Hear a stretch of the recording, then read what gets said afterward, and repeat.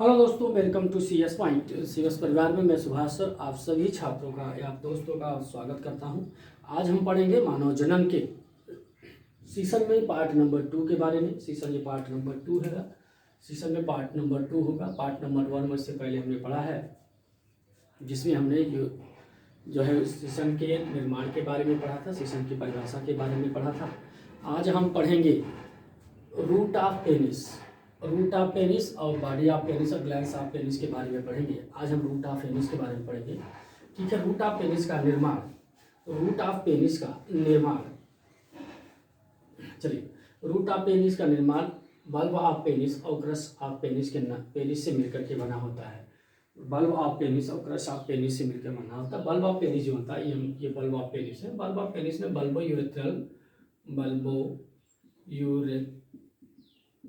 Gland पाई जाती है। Bulbo urethral gland पाई जाती है, इसमें बल्बो यूरेथ्रल ग्लैंड पाई जाती है।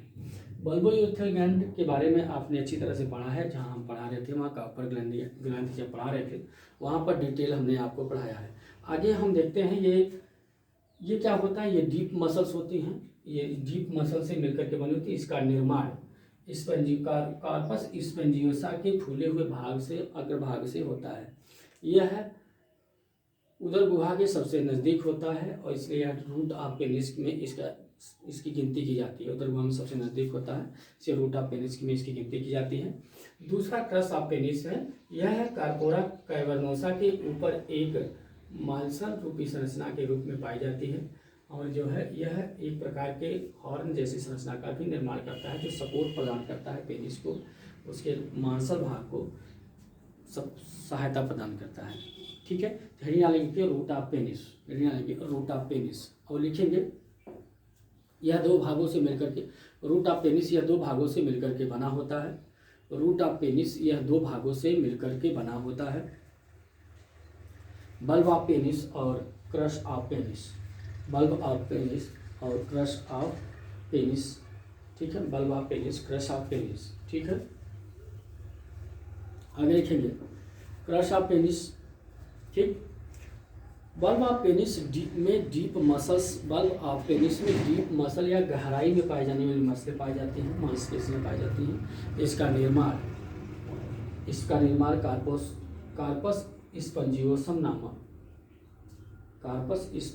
नामक मसल से होता है, जो इसके अधर भाग पर फूली हुई एक संरचना के रूप में पाई जाती है, जो इसके अधर भाग में एक फूली हुई संरचना के रूप में पाई जाती है। नोट करके लिखेंगे बल्ब ऑफ पेनिस में बल्बोस्पोनियोसिस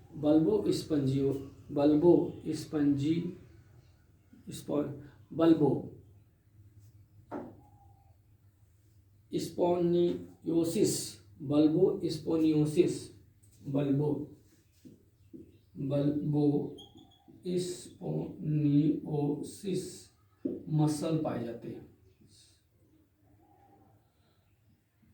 मसल्स पाई जाती है। ठीक है, ये इंपॉर्टेंट है, आपको नोट करना पड़ेगा कि इसमें कौन सी मसल पाई जाती है। बल्बोस्पोनियोसिस मसल्स पाई जाती है। ठीक है, बल्बोस्पोनियोसिस मसल पाई जाती है। फिर हेडिंग लेंगे crush of penis. Crush of penis में लिखेंगे कार्पोरा कैवर्नोसा के ऊपर एक विशेष प्रकार की संरचना पाई जाती है।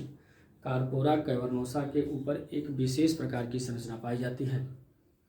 कार्पोरा कैवर्नोसा के ऊपर एक विशेष प्रकार की संरचना पाई जाती है, जिसे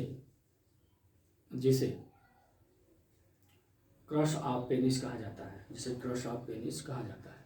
ठीक है, अब हेडिंग डालेंगे बॉडी ऑफ पेनिस। अब हेडिंग डालेंगे बॉडी ऑफ पेनिस। ठीक है,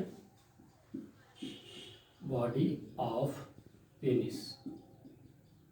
बॉडी ऑफ पेनिस में देखेंगे अब दो प्रकार की मसल्स पाई जाती हैं, कार्पस स्पंजियोसम और कार्पोरा कैवर्नोसा। इसको मिटा दें। इसमें दो प्रकार की मसल पाई जाती है। पहली मसल का नाम है कार्पस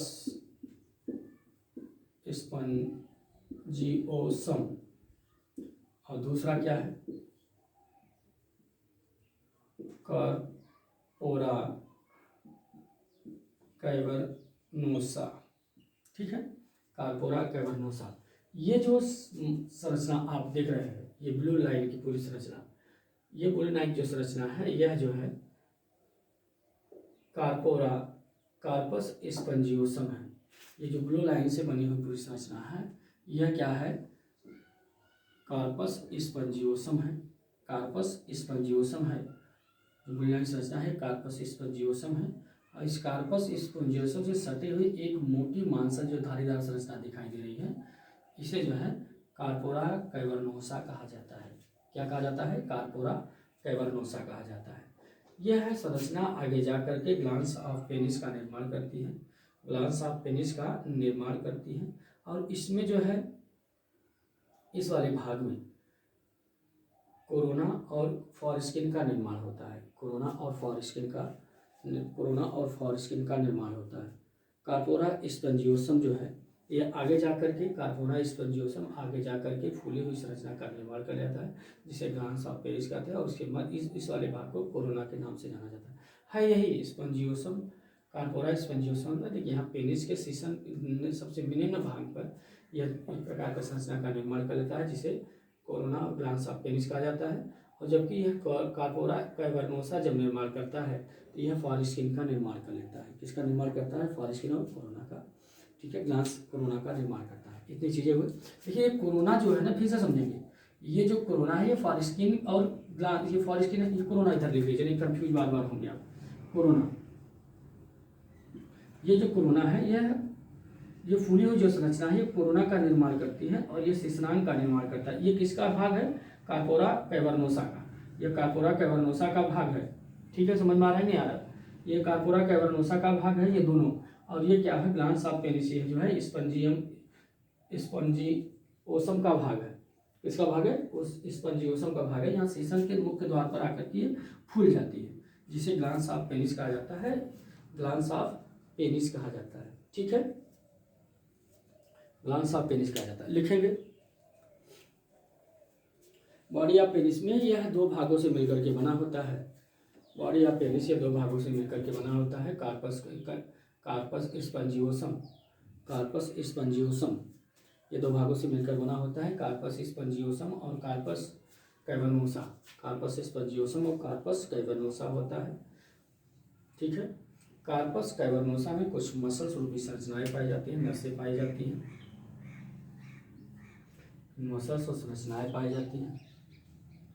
मसल जो शीशन को उत्तेजना के समय उसमें मजबूती प्रदान करता है, जो शीशन को उत्तेजना के समय उसे मजबूती प्रदान करता है।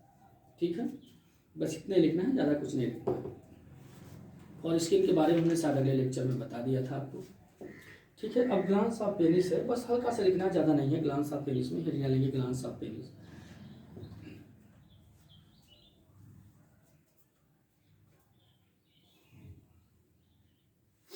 ग्लांस ऑफ पेनिस हेडिंग लिए।